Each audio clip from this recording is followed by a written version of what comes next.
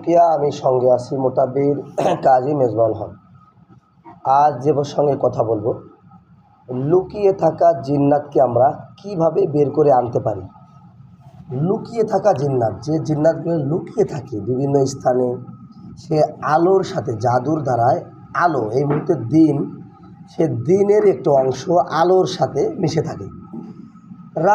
রাতের বেলায় অন্ধকার হয়ে থাকে, অন্ধকার এবং কালো হয়ে থাকে, কালোর সাথে মিশে থাকে, অথবা কালো কোনো বস্তুর সাথে মিশে থাকে। যেমন সেটা হতে পারে কালো আপনার চুল, কালো যে কোনো একটা বস্তু, সে কালো হয়ে কালোর সাথে মিশে থাকে। অন্ধকারের সাথে, যেমন রাত্রে অন্ধকার নেমে আসে, সে অন্ধকারের সাথে মিশে থাকে। অথবা সে বিভিন্ন স্থানে বাতাসের সাথে মিশে থাকে, মাটির নিচে লুকিয়ে থাকে। এই বিভিন্ন স্তরে পরতে পরতেও সে লুকিয়ে থাকতে পারে।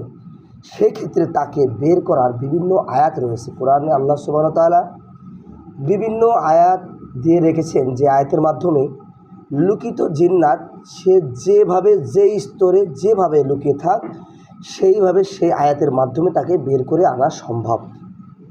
আজকের ভিডিওটা অত্যন্ত গুরুত্বপূর্ণ। যারা রাখি এবং মোতাব্বির কাজ করতে পারেন না, অনেক সময় একটা রোগীর চোখ খুলছেন অথবা তুলে আসির সামনে কোথায় কোন জিন্নাতটা লুকিয়ে আছে, তার সাথে কয়টা জিন্নাত আছে খুঁজে পান না। রোগীর চোখ খোলানোর পরে সে দেখছে একটা জিন্নাত অথবা জাদু অথবা কিছু হালকা দেখতে পারছে, কিন্তু অরিজিনাল মেন গোড়ে ঢুকতে পারছেন না। বারবার আপনি কাজ করতেছেন এবং রুগীটাকে বারবার অ্যাটাক করতেছে, বারবার রুগীটাকে অসুস্থ হতেছে এবং রুগীটাকে বারবারই জিন্নাতটা আক্রমণ করতেছে।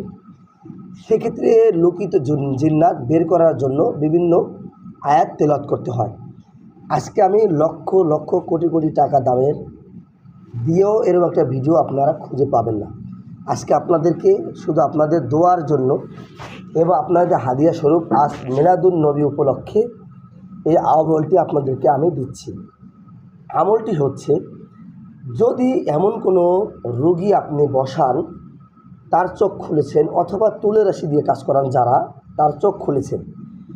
এখন রোগী যখন বসাবেন, বসানোর পরে অথবা তুলে রাশি বসাবেন, বসানোর পরে আপনি অথবা একটা জিন্নাত অথবা দুইটা জিন্নাত কিছু জাদু খুঁজে পেয়েছেন, আর আপনার মনে হচ্ছে যে আরও কিছু জিন্নাত লুকিত থাকতে পারে। সেক্ষেত্রে লুকিত জিন্নাত, সেটা মাটির নিচে হোক, আলোর সাথে হোক, কালোর সাথে হোক, পানির নিচে হোক, বাতাসের সাথে হোক, শৈলের ভিতরে লুকিত হোক, সেই জিন্নাতগুলোকে চিরুনি অভিযানের মাধ্যমে তুলে রাশির চোখের সামনে অথবা রোগীর চোখের সামনে কিভাবে হাজির করবেন, সমস্ত বাধা ভেঙে।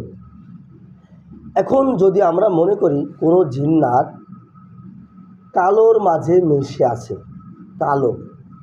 কালোর মাঝে, যেমন আপনার ওই রুগীটারই চুল কালো, এখন আপনি ওই রুগীটা তুলে রাশির সামনে ভাসাইছেন অথবা রুগীর চোখের সামনেই রুগীর চেহারা ভাসাইছেন।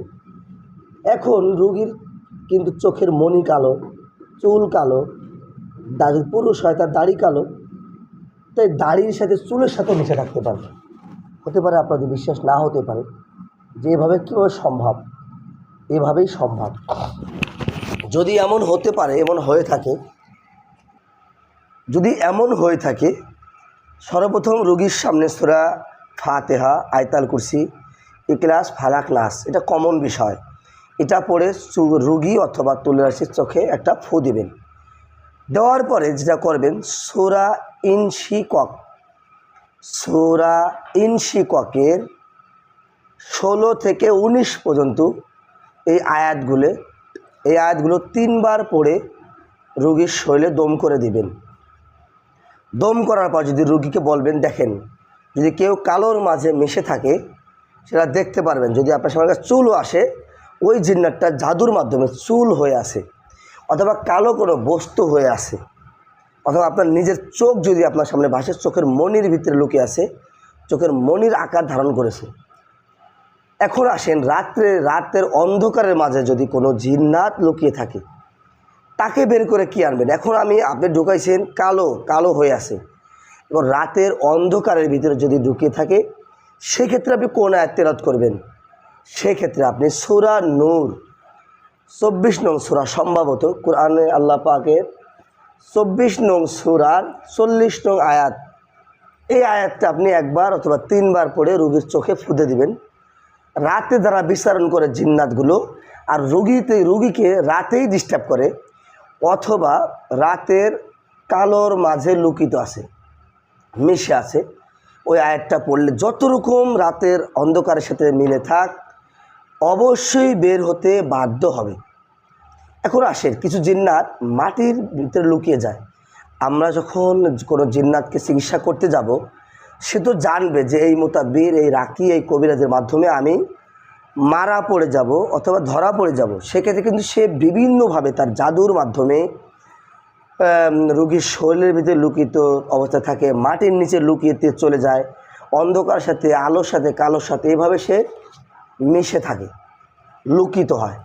এখন শুধু মাটির ভিতরে না, যদি মাটির নিচে শরীরের লুকিত অবস্থা পৃথিবীর যে কোনো যেখানে লুকিত থাক সেখান থেকেও চিরুনি অভিযানের মাধ্যমে বের হয়ে আসবে।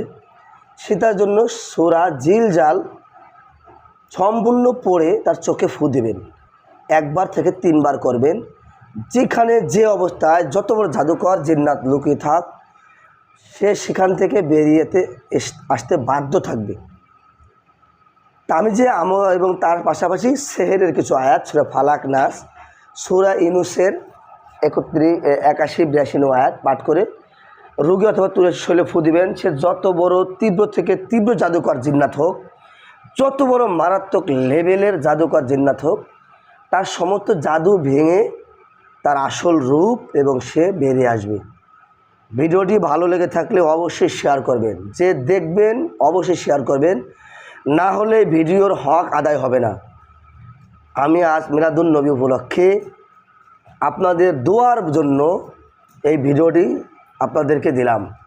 এটা যারা মুতাব্বির কোনো রকমই কাজ করতে পারেন না, জাদুকর জিন্নাতকে আনতে পারেন না, এটা মহা মূল্যবান একটি ভিডিও এবং আমল দিলাম।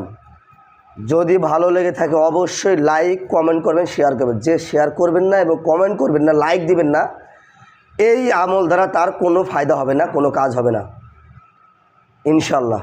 আসসালামু আলাইকুম ওয়া রাহমাতুল্লাহ।